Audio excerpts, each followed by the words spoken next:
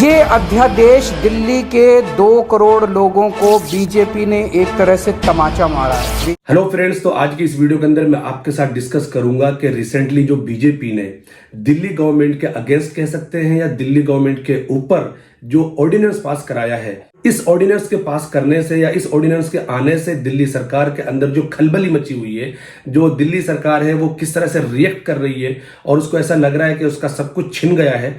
तो ऐसा क्यों लग रहा है? तो ऑर्डिनेंस क्या होता है? आपने कुछ नाम बहुत ज्यादा सुने होंगे, जैसे बिल, एक्ट, ऑर्डिनेंस, ये सब चीजें क्या होती हैं। तो इस थोड़ा सा मैं आपको इस वीडियो में ब्रीफली बताऊंगा कि ऑर्डिनेंस क्या होता है। उसके बाद हम थोड़ा जानेंगे कि दिल्ली गवर्नमेंट और बीजेपी के बीच में क्या चल रहा है। तो इससे पहले हम ये जान लेते हैं कि आपको मालूम होगा कि दिल्ली गवर्नमेंट और सेंट्रल गवर्नमेंट के बीच में एक वॉर नहीं है, बल्कि मैं कहता हूं कि महाभारत हमेशा से रहता है। क्योंकि आपने सुना होगा केजरीवाल जी को कहते हुए कि मुझे बीजेपी काम नहीं करने दे रही है, मुझे सेंट्रल गवर्नमेंट रोक रही है, यहां से मुझे ऐसा कर रही है, वैसा कर रही है। तो ऐसा क्यों आपने सुना या ऐसा क्यों होता है, तो उसी को जानेंगे। इससे पहले कि मैं आपको ये बताऊं कि ऑर्डिनेंस क्या है, उससे पहले मैं आपको ये बता देता हूं कि हमारा जो देश का पार्लियामेंट है, हमारा देश का पार्लियामेंट 3 सेशन पे काम करता है। जो पहला सेशन है वो है बजट सेशन, जो सेकंड सेशन है वो है मॉनसून सेशन, राइट? अभी मॉनसून सेशन चल रहा है। तो थर्ड जो है वो है विंटर सेशन। तो ये 3 सेशन पे हमारा जो पार्लियामेंट का जो वर्क करने का जो डिजाइन है वो इन 3 सेशन पे काम करता है। तो जब भी कोई लॉ या एक्ट या बिल पास कराया जाता है इन सेशंस के बीच में, या जब ये सेशन चल रहे होते हैं, तो वो एक्ट या बिल बन जाता है। अगर ये सेशंस नहीं चल रहे होते हैं और इमरजेंसी में कोई कानून बनाना होता है, या इमरजेंसी में कोई सेंट्रल गवर्नमेंट को या प्रेसिडेंट को कोई ऑर्डर पास करना होता है, तो उसके लिए उसको बोलते हैं ऑर्डिनेंस।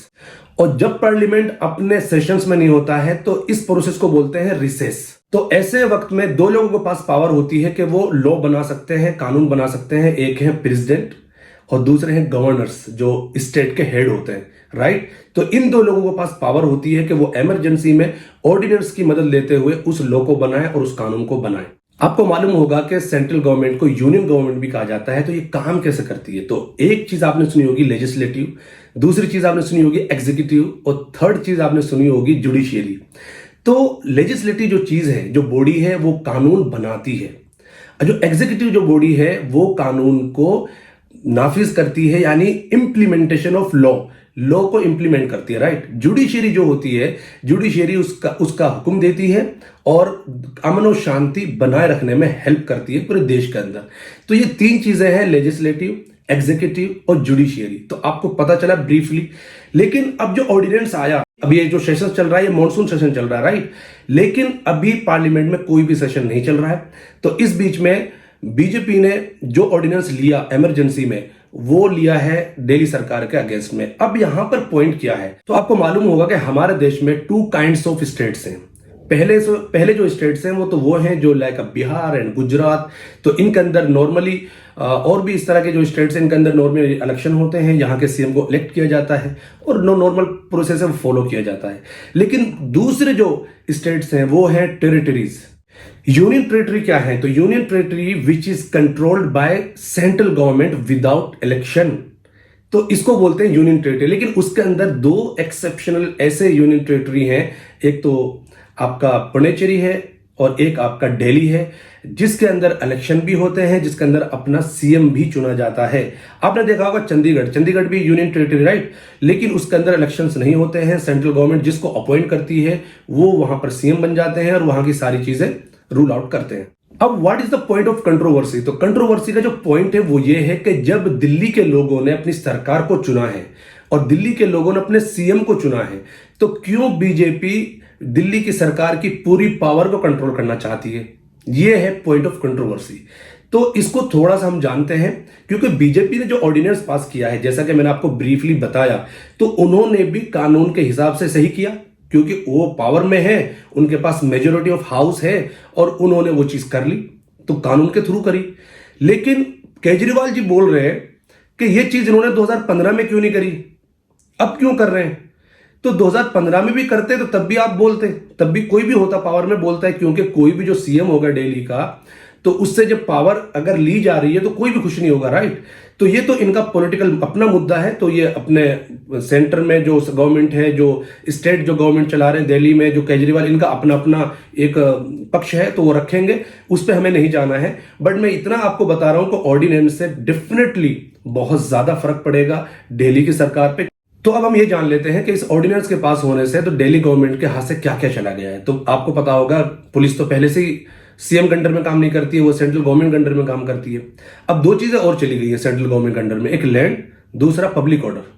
इसके अंदर जो बड़े बड़े ऑफिसर्स होते हैं, जो पहले सीएम के अंडर में काम करते हैं, उनको ट्रांसफर कर सकते हैं, वो उनको अपॉइंट कर सकते हैं। तो इनको ट्रांसफर करना, इसको अपॉइंट करना, बड़े बड़े ऑफिसर्स को, इस सारा कुछ प्रोसेस ये चला गया है सेंट्रल गवर्नमेंट के अंडर में।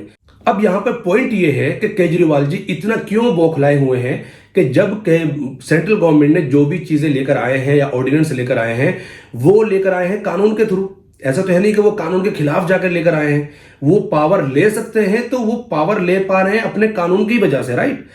लेकिन केजरीवाल जी वहां पर बहुत नाराज है कि ऑर्डिनेंस क्यों लेकर आए, 2015 में क्यों नहीं लेकर आए। लेकिन यहां पर जो बीजेपी के जो लीडर्स हैं, जो बीजेपी सरकार है, जो सेंट्रल गवर्नमेंट को तर्क दे रही है कि हम ये ऑर्डिनेंस इसलिए लेकर आए कि हमें कुछ जांच करानी है और हमें जो काला धन है या कह सकते हैं जो करप्शंस हैं, उनकी फाइलों को रीचेक करना है और चेक करना है कि दिल्ली गवर्नमेंट कैसे काम कर रही है। तो पहले जो पुलिस इनके अंडर में काम करती थी, तो पुलिस एक बहुत बड़ा डिपार्टमेंट है, बहुत बड़ी बॉडी है, जिसकी वजह से केजरीवाल जी ने बार बार आवाज उठाई है कि मुझे काम नहीं करने दिया जा रहा है। अब उनके हाथ से लैंड और पब्लिक ऑर्डर भी चला गया, जिसके अंदर बड़े बड़े ऑफिसर्स का जो अपॉइंटमेंट था, जिनका ट्रांसफर था, वो सब उनके अंडर में चला गया, सेंट्रल गवर्नमेंट के अंडर में।